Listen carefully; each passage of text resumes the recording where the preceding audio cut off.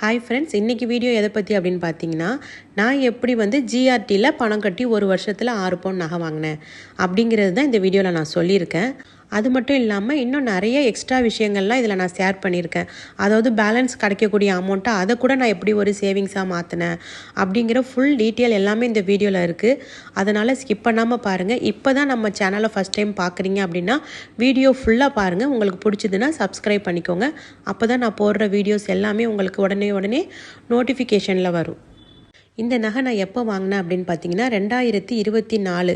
அதாவது ஒரே சீட்டாக போடாமல் மாதம் 30,000 கட்டுறதுனால நீங்கள் 3 சீட்டாக பிரித்து போடுங்க அப்படின்னு என்ன சொன்னாங்க.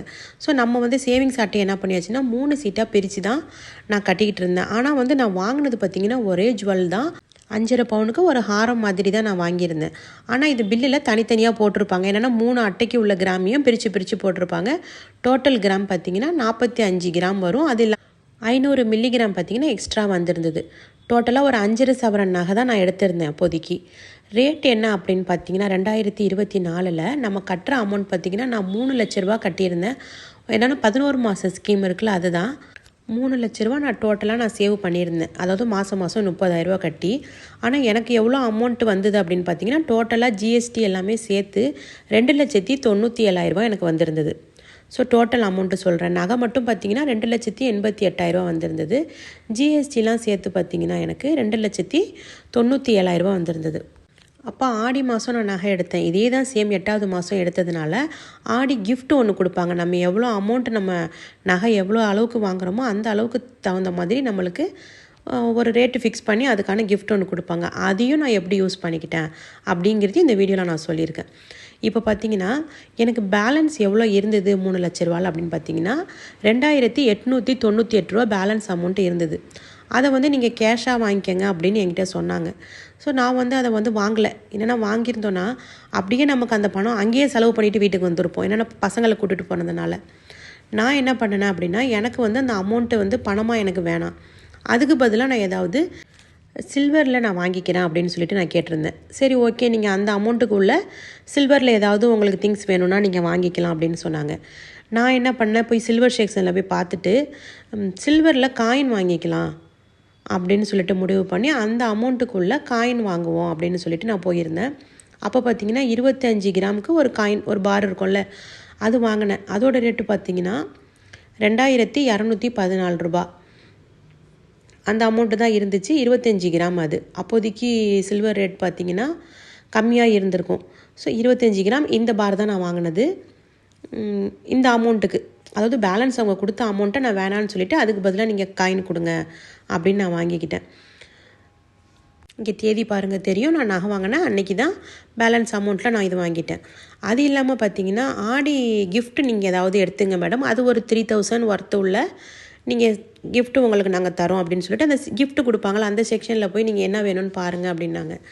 நான் உடனே சொன்னேன் எனக்கு எந்த கிஃப்ட்டுமே வேணாம், அதுக்கு பதில் ஏதாவது சில்வர்லேயே நான் வாங்கிக்கிறேன், அந்த 3,000 ரூபாய்க்கு உள்ள சில்வரில் நான் வாங்கிக்கிறேன் அப்படின்னு சொல்லிட்டு அங்கே நிற்பாங்கள மேனேஜர்கிட்ட நான் பேசியிருந்தேன். சரி, ஓகே மேடம், அந்த அமௌண்ட்டுக்கு உள்ளதை நீங்கள் எடுத்துக்கோங்க அப்படின்னு சொன்னாங்க. அதாவது எனக்கு வந்து அந்த சில்வர் பார் போக அதுலேயும் கொஞ்சம் பேலன்ஸ் அமௌண்ட் இருக்குது. அதில் ஒரு 500 ரூபா பக்கம் இருக்குது. அதை நீங்கள் வாங்கிக்கிறீங்களா கையில் அப்படின்னு கேட்டாங்க. அந்த அமௌண்ட்டையும் நான் வேணான்ட்டேன். அதுக்கு பதிலாக இந்த 3,000 ரூபா இருக்குல்ல, நம்ம கிஃப்ட் வாங்கிக்கலாம் அப்படின்னு சொன்னாங்க பாருங்கள். அதையுமே இன்னும் ஒரு 500 ரூபா என்கிட்ட எக்ஸ்ட்ரா இருக்குதாங்க. அது ரெண்டையுமே சேர்த்து சில்வர் கீ செயின் ஒன்று நான் பர்ச்சேஸ் பண்ணியிருந்தேன். அதாவது இந்த சில்வர் பார் இல்லாமல் இது வந்து என்னோடய அமௌண்ட்டில் வாங்கினது, பேலன்ஸ் அமௌண்ட்டில். இது வந்து கிஃப்ட் அவங்க நமக்கு கொடுக்கறது ஒரு 3,000 ஒர்த்து உள்ள ஏதாவது நீங்கள் பொருள் வாங்கிக்கோங்க அப்படின்னு சொல்லும்போது நான் முடிவு பண்ணி அதுவுமே நான் சில்வரில் வாங்கிக்கிறேன் அப்படின்னு சொல்லிட்டு நான் ஒரு கீ செயின் வாங்கியிருந்தேன். அதையும் நான் காட்டுறேன், இப்போ பாருங்கள். இந்த சில்வர் கீ செயின் தான் நான் வாங்கியிருந்தது அப்போதைக்கு. இதெல்லாம் பார்த்திங்கன்னா உங்களுக்கு கிராம் கணக்கு கிடையாது, அதோட பீஸ் கணக்கு அப்படின்னு சொல்லுவாங்க. ஸோ இந்த பிரேஸ்லெட்டு ஆங்க்லெட்ஸ்லாம் வாங்குகிறோம்ல சில்வரில், நம்ம என்ன வாங்கினாலுமே இதெல்லாம் பார்த்திங்கன்னா பீஸ் கணக்கு அப்படின்னு தான் சொல்லுவாங்க. இதோட ரேட் பார்த்திங்கன்னா அந்த பில்லில் இருக்கும். ஸோ 3,000 போக பேலன்ஸ் அமௌண்ட் என்கிட்ட இருக்குல்ல, அது ஒரு 500 ரூபா மாதிரி இருக்குது. அதையும் நான் போட்டு இந்த சில்வர் கீ செயினும் அன்றைக்கி ஜுவல் வாங்கின அன்றைக்கி இது ரெண்டுமே வந்து எதிர்பாராமல் நம்ம வாங்கினது தான். நம்ம நகை வாங்க தான் நம்ம போயிருந்தோம். ஸோ அங்கே கிடச்ச அமௌண்ட்லேயும் அந்த கிஃப்ட் பொருள்லேயும் தான் இந்த 2 பொருளும் எனக்கு கிடச்சிது. ஸோ இதையுமே ஒரு சேவிங்ஸாக நான் மாற்றிட்டேன். நான் இதே ஒரு அமௌண்ட்டாக நான் வாங்கியிருந்தேன், அப்புறம் ஒரு கிஃப்டாக வாங்கியிருந்தேன்னாக்கா அது இன்றைக்கி எந்த யூஸுமே இல்லாமல் இருந்திருக்கும் எனக்கு. என்னென்னா ஒரு கிஃப்ட் நான் வாங்கியிருந்தேன்னா 2 வருஷம் ஆகிருக்கும், நான் யூஸ் பண்ணி அது பழசாக இருக்கும். அந்த மாதிரி இந்த பேலன்ஸ் அமௌண்ட்டும் எனக்கு வேணான்ட்டு இப்போ இதுவுமே எனக்கு ஒரு சேவிங்ஸ் ஆச்சு. சில்வர் கோல்டு மட்டும் இல்லை, சில்வருமே பார்த்திங்கன்னா ரேட்டு ஜாஸ்தி ஆகிட்டே தான் இருக்குது. ஸோ இன்றைக்கி ரேட்டுக்கு பார்த்திங்கன்னா இந்த சில்வர் 25 கிராம் நம்ம வாங்கணும் அப்படின்னா எவ்வளோ அமௌண்ட் இருக்கும் அப்படின்ட்டு ஒரு கால்குலேட் பண்ணி காட்டுறேன் பாருங்கள். இன்றைக்கி ஒரு கிராம் எவ்வளோ விற்கிது சில்வர் அப்படின்னு பார்த்தீங்கன்னா 255 ரூபா விற்கிது. இன்றைக்கி ரேட்டு நான் சொல்லிகிட்ருக்கேன். இதுவே நான் 25 கிராம் இன்றைக்கி வாங்கணும் அப்படின்னு சொன்னால் கிட்டத்தட்ட பார்த்திங்கன்னா ஒரு 6375 ரூபா எனக்கு வந்திருக்கும். ஆனால் நான் வாங்கின ரேட்டு பார்த்திங்கன்னா 2000 சொச்ச ரூபாய்க்கு நான் வாங்கியிருக்கேன். 2024 2214 ரூபா தான். ஒரு 2 வருஷம் கேப் தான் பார்த்திங்கன்னா. கோல்டு மட்டும் இல்லாமல் சில்வரும் ரொம்ப ஜாஸ்தியாக தான் இருக்குது. அதாவது 2014 ரூபா எங்கே இருக்குது, 6375 ரூபா. கிட்டத்தட்ட எவ்வளோ டிஃப்ரென்ஸ் பாருங்கள் இந்த 2 வருஷத்தில்.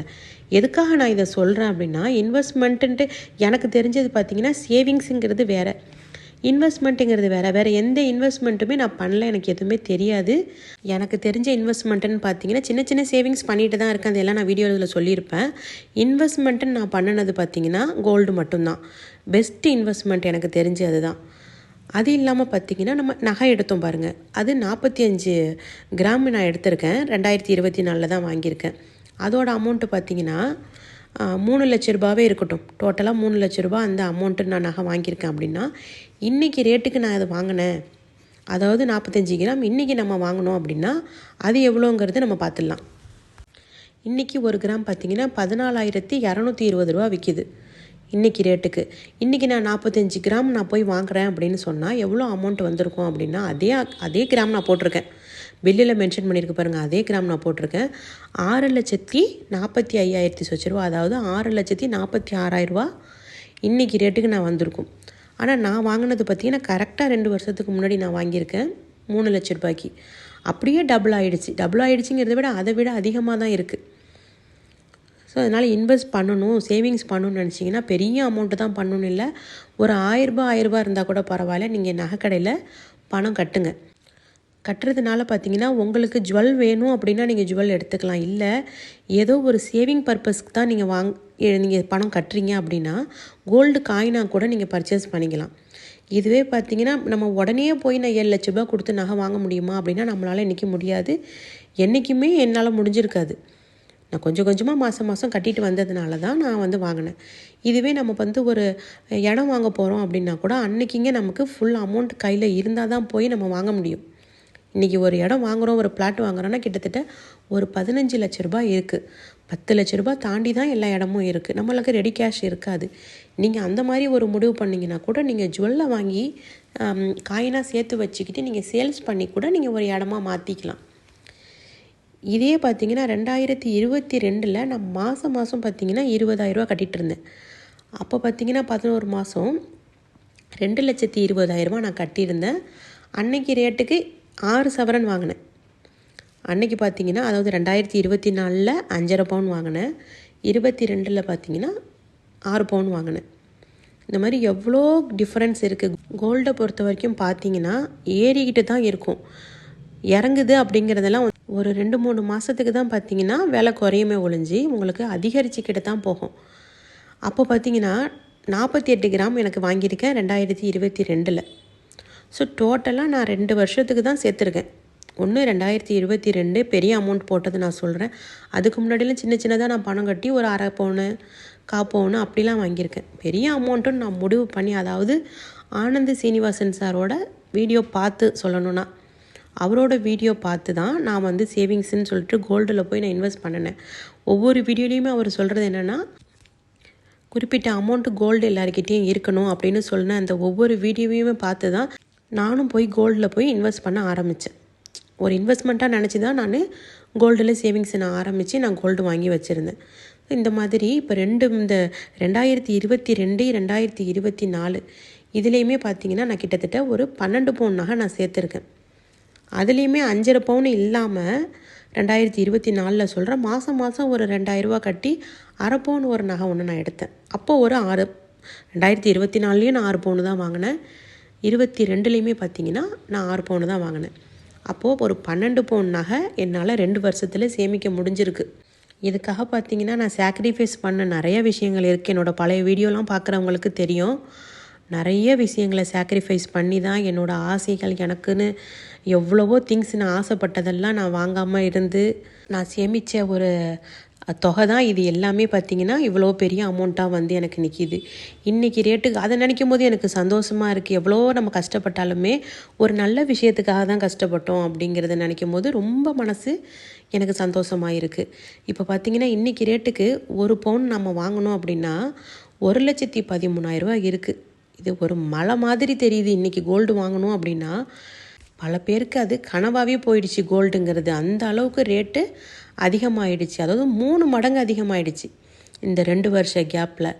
அதனால் பார்த்திங்கன்னா கோல்டில் கொஞ்சமாவது இன்வெஸ்ட் பண்ணுங்கள். நமக்கு வந்து ஒரு 1000 ரூபா சேமித்தா கூட உங்களால் ஒரு பெரிய அமௌண்ட்டு ஒரு 5 வருஷத்தில் நீங்கள் நினைக்காத அமௌண்ட் உங்கள் கையில் இருக்கும். இன்றைக்கி நான் எனக்கு ஒரு இடம் தேவைன்னா கூட என் கையில் பொருள் இருக்குது. இது வந்து நான் சேமித்தது அப்படிங்கிறத நான் தைரியமாக சொல்லலாம். நான் வந்து எங்கேயுமே வெளியில் போகல, எந்த ஒர்க்குமே பண்ணல. என் ஹஸ்பண்ட் எனக்கு அனுப்புகிற பணம் தான். அதை நான் செலவு பண்ணியிருக்கணும் அப்படின்னு நினச்சா நான் செலவு பண்ணலாம், நான் பண்ணலை. ஸோ அதனால் இது வந்து என்னோடய சேவிங்ஸ் தான். நான் சேவிங்ஸ் பண்ணது தான். நான் நிறைய ஆசைகளை நான் கண்ட்ரோல் பண்ணி நான் வாங்கின ஒரு விஷயந்தான் இது. இது வந்து நான் போட்டு அழகு பார்க்கணும் அப்படிங்கிறது எல்லாத்தையும் தாண்டி நம்ம குடும்பத்துக்கு நம்மளால் ஏதாவது செய்ய முடியும், செய்யணும் அப்படின்ட்டு நான் செஞ்சது தான். அதனால் ஒவ்வொரு பெண்களுமே சரி தான், உங்களால் முடிஞ்ச அளவுக்கு ஒர்க்கு போக முடியல அப்படின்னாலும் பரவாயில்ல, உங்களால் முடிஞ்ச ஒரு சின்ன அமௌண்ட்டாவது ஒரு உண்டையிலாவது உங்கள் வீட்டில் வச்சு அதில் ஒரு அமௌண்ட்டை சேவ் பண்ணுங்கள். மாதம் அதில் சேவ் பண்ணுற பணத்தை எடுத்துகிட்டு போய் நகைக்கடையில் அதை நீங்கள் கட்டுங்க. 1 கிராமாவது ஒரு வருஷத்தில் நீங்கள் வாங்கி வைங்க. கண்டிப்பாக ஒரு 5 வருஷம் கழித்து உங்களுக்கு ஏதாவது தேவைகள் இருந்தால் அது யூஸ் ஆகும். குழந்தைங்களோட படிப்பாக இருக்கட்டும், இல்லை உங்களுக்கு ஏதாவது ஒரு எமர்ஜென்சிக்கு தேவைப்படுது, எல்லாத்துக்குமே அது யூஸ் ஆகும்.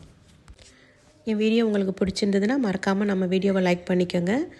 உங்கள் ஃப்ரெண்ட்ஸ் அண்ட் ஃபேமிலிஸ்க்கு ஷேர் பண்ணுங்கள், அவங்களுக்கும் யூஸ்ஃபுல்லாக இருக்கட்டும். உங்களுக்கு பிடிச்சிருந்ததுன்னா என் சேனலை சப்ஸ்கிரைப் பண்ணிக்கோங்க. நான் போடுற ஒவ்வொரு வீடியோவுமே யூஸ்ஃபுல்லான வீடியோவாக தான் இருக்கும்.